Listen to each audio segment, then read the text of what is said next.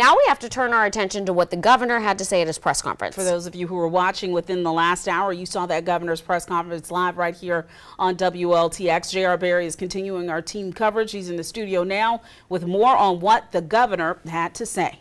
Well, the governor says we have seen some stronger hurricanes and some weaker ones, but that all of these storms need to be taken seriously. Sometimes, he says, residents get complacent, and now is not the time to do that.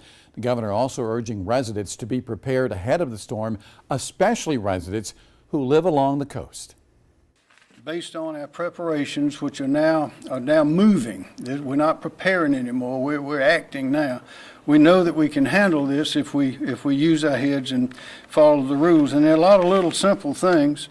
If you have to go to the store, if you're running out of something, go ahead and do it while we have time before it starts raining real hard. Don't drive on roads. If you can't see the pavement, don't drive on the road. And remember, even on highways, you get up to high speeds, everybody's heard of hydroplaning, where a car can be slipping on the water, and that's very, very dangerous. Be sure, call your family, call your loved ones, tell them where you're going to be. Let them know that so they won't be worrying about you. And again, take care of your pets, take all your whatever medications. If you have to leave home for a while, take everything you're going to need with you. Stay inside. If the wind's blowing, it could blow something right on you. You see it blowing the shingles off roofs. You also see it knocking down winds. And ladies, as you know by now, the governor did issue a state of emergency yesterday for the entire state of South Carolina. However, no evacuations and no closings of state offices. He's leaving those decisions up to individual counties, and as of tonight, no counties have ordered any evacuations, not even Charleston. Something else I heard at the press conference, which was reassuring, JR, as we know our South Carolina National Guard is always on standby and always ready, and they have activated several troops. I think he said 100, is that right, to start working towards the coast? Yeah, and they've got the vehicles out and about, so they're going to be there tomorrow and especially Saturday following this storm. So the military is going to be out and about, especially in those hard-hit areas, beginning sometime probably around early tomorrow morning. When you look at the storm track, JR, it really looks like Ian is just going to get on 26 and just head west on 26 all the way from Charleston through Columbia and then all the way into the upstate. Sumter. Yeah. Let's talk about the storm surge, because I know you listened closely to that press conference, and that was one of the key conversations about what it could look like in Charleston around noon tomorrow. Well, high tide is at noon tomorrow, and we have a full moon tonight and tomorrow.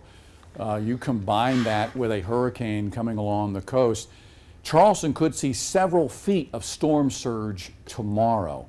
And when we say several feet, this could be 6, 7, 8 feet or more of water in some areas of Charleston.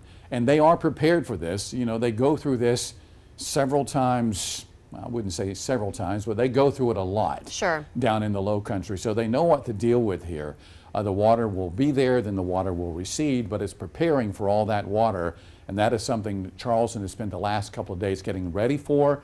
Again, no one is saying it's going to be a certain amount tomorrow, but it is expected to be several feet tomorrow. Yeah, we've all seen video in the Battery and along East Bay Street where literally the ocean comes up over that seawall. Yeah. And you know, we got the College of Charleston there and the Citadel there, so many young people, but no evacuation order. No evacuation order from the governor nor from the Charleston County leaders, so everyone's hunkering down and they're waiting for this storm to see what it brings to the Charleston area.